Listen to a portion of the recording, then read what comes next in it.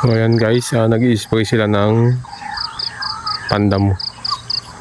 So kasi nung mahangin, spray magang maga. Timing ng walang hangin. Kasi nga pandamo yan.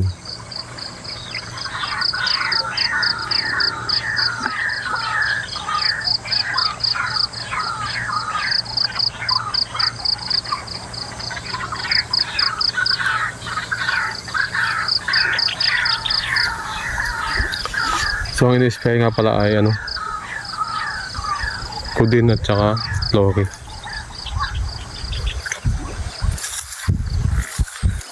So ayun, wala pa naman ganong damo ang sibuyas, pero dapat kailangan na rin isprayan. So yung sibuyas ay mga 40 days na.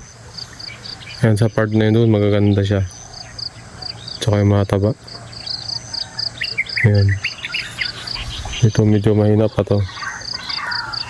Yan, namimilipit yung iba. Tapos humaba yung dahon.